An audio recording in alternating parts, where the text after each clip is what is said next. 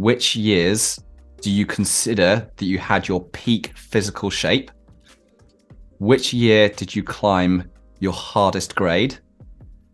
And which years did you have your peak technical and psychological shape?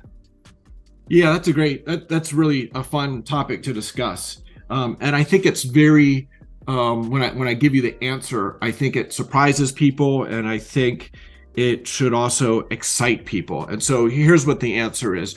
I think in terms of just raw strength and power, it was when I was in my 20s, probably my mid to upper 20s. Yeah. And there's a lot of literature that shows that is where peak strength and power tends to peak in terms of powerlifting records, let's say, and things such as that. But the good news is when you can't necessarily get much more, new benchmarks, strength and power, you're still able to improve your endurance. And a lot of elite endurance events, records are held by people in their 30s and even 40s in some cases.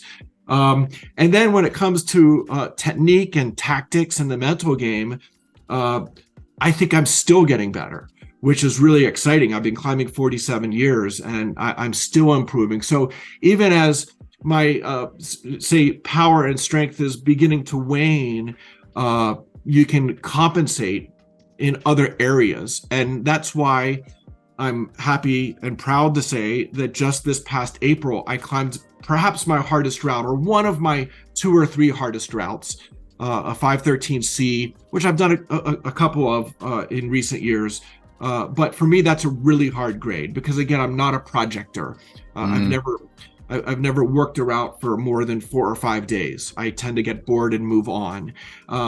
And so, back in the 90s, I was climbing 13B, and, here 30 years later, I'm climbing at the same level or even a smidge harder. And it's not because I'm stronger, it's because of all the other stuff. I'm wiser. I think I'm a better climber technically.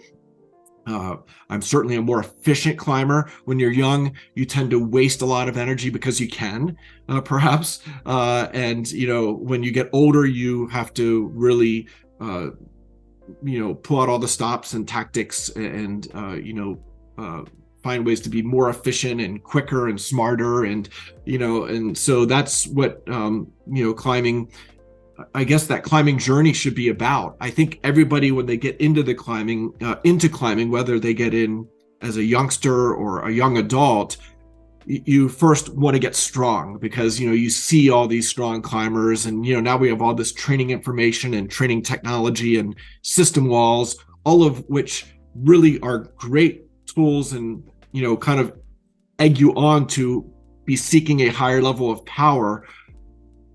And you perhaps in those early years overlook, the role of wisdom and master, striving to become a master of a craft of climbing. And so me, 47 years in, I'm still not a master. I think that's a lifelong journey.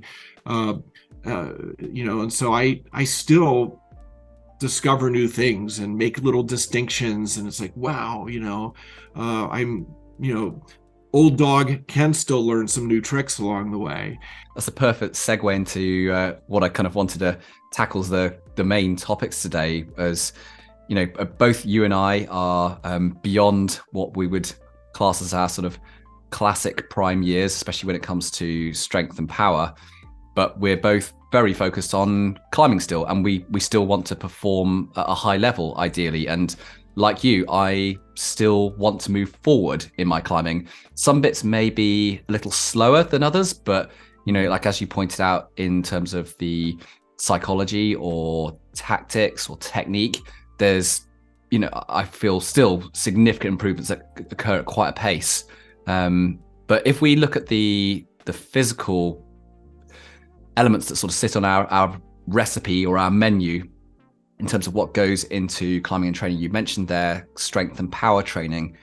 How do you view the older athlete as needing to make adaptations in their approach for strength and power training as they cross that sort of threshold of 40s, 50s and beyond? Right. Well, I know some older athletes who like just cease all advanced training techniques and tactics because they're too scared of getting injured. And that can be a very real thing. I know more than a few older climbers who have torn biceps tendons and had injuries. And it's not like that injury was many years in the making. Our bodies do get more fragile and perhaps feel more fragile as they get older. And, I think our body as a protective mechanism is down-regulating certain things as you get older. Our hormone levels are changing. Our connective tissues get stiffer, not in a good way, but in a bad way, due to advanced glycation end products that just generally build up in older bodies that make, you watch a 70-year-old guy walk down the street. He doesn't walk the same way as a 30-year-old does. No. Because of stiffness. I don't walk the same way as my sons do because, your body changes. There's just no way around it. Now we can take countermeasures and try to slow the process and, still function at a high level. And so first of all, in terms of strength and power, I've come to the conclusion, at age 59, I am never going to break into a new level of strength and power. And honestly, and I know we've had this conversation over the last few years about, 20 millimeter, finger force testing and kind of using body weight as a benchmark, a very relatively high benchmark to be able to hold your body weight for say 5 seconds on the Lattice 20 millimeter hold. And that's something I can still do on a really good day, but it's rare. I need to be fully recovered, coming out off of a deload maybe, and, warmed up perfectly. And I can just, maybe eke that out. But that's where I've been for 5 or 10 years now. And so my training mission is to basically just try to stay where I'm at when it comes to maximum strength and power. I can still do a one arm on a good day, though I honestly don't do much of that kind of thing because I am a little fearful of injury. It's like, just certain things, there's other ways to train those muscle groups and do it more safely than just grabbing a bar and trying to puck into a one arm like we did when we were young men. And, so that's kind of where I have this mental battle because I look in the mirror and I don't see an old man and I think I can grab the bar and do that. And I can, but is it, something I should be doing? And so, my training, I'm trying to keep strength and power up to where it's been and just hopefully hang on as long as I can. But I think the physical gains for me have been more in the endurance front, in terms of,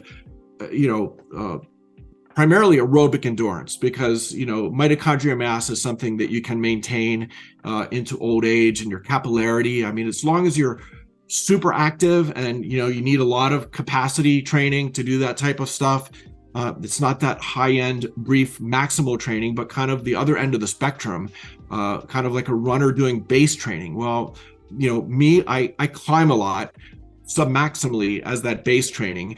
And then I have a few brief sessions a week that are more high power, but they are brief, so when it comes to those max strength exercises or just a little bit of campus type training, a little bit of, max bouldering, though I'm not a big boulderer.